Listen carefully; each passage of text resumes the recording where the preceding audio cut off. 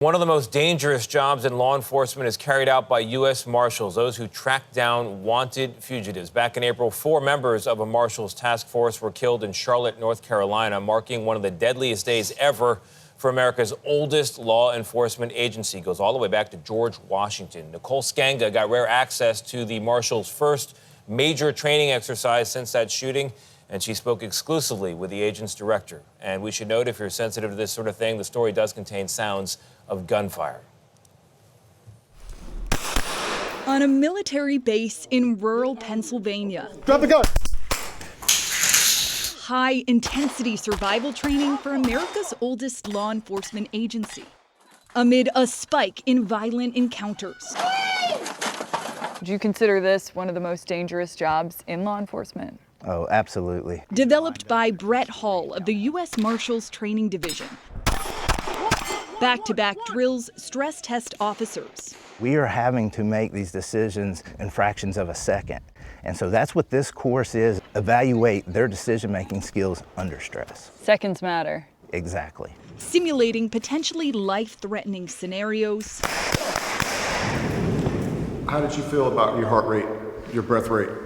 Instructors track their heart rates in real time. I see this person's in the red here. We're getting up there. Conditioning for the Fugitive Task Force, a team of officers serving hundreds of warrants every day to some of America's most wanted. It's called human performance training, but deputies have another way of putting it. It's a good opportunity here for us to train for that bad day. Just months ago, the agency marked its worst day in over 150 years. On April 29th, 4 officers gunned down while trying to arrest a dangerous fugitive, including U.S. Deputy Marshal Thomas Weeks. He was one of a kind. Hall's roommate through basic training. He is energetic and intense. The suspect fired an AR-15 rifle from his second-story window, one of 13 missions this year where Marshals came under fire. This came down to valor. This came down to honor.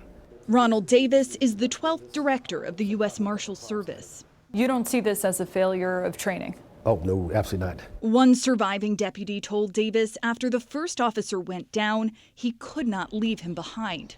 He looked at me and he said,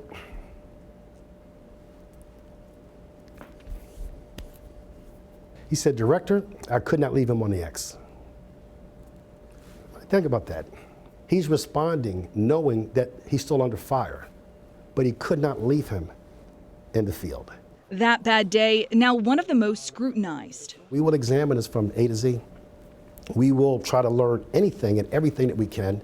And a painful reminder that even the toughest physical conditioning cannot prepare officers to heal emotional scars. We got to take care of each other. Back in training, Hall now teaches Emotional Survival 101. I'm dedicating this class to Tommy and his crew, and that we as a group here will dedicate that it will not be in vain.